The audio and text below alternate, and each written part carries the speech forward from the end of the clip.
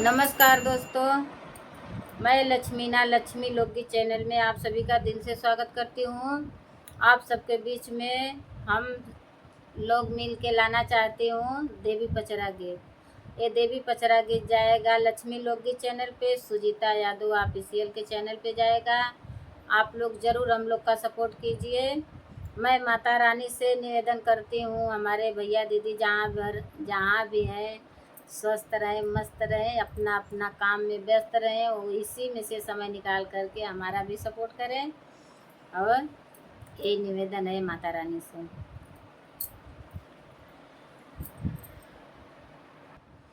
चमके मंदिरवा तोहार हो जगदम्बा भवानी, चमके मंदिरवा तोहार हो जगदम्बा भवानी।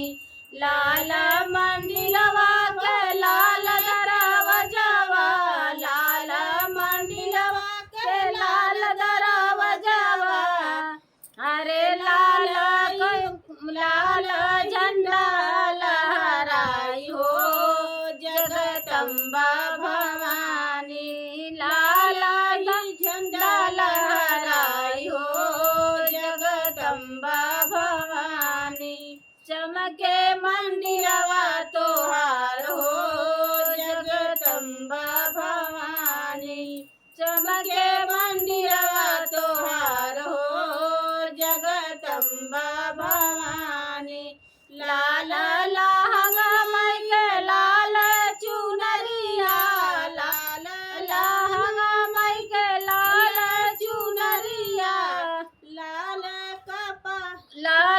मुकुटवा का पार हो जगदम्बा भवानी, लाल मुकुटवा का पार हो जगदम्बा भवानी। चमके मंदिरवा तोहार हो जगदम्बा भवानी, चमके मंदिरवा तोहार हो जगदम्बा भवानी। चमके मंदिरवा तोहार हो जगदम्बा भवानी।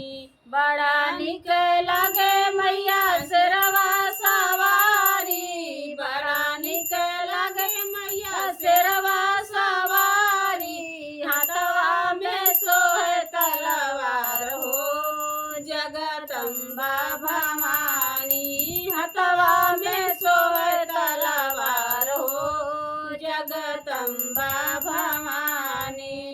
के ना चढ़वे के ना चढ़वा माई के पान सुपारी, के ना चढ़वा माई के पान सुपारी, के ना चढ़वे गले हार हो जगदम्बा भवानी, के ना चढ़वे गले हार हो जगदम्बा भवानी।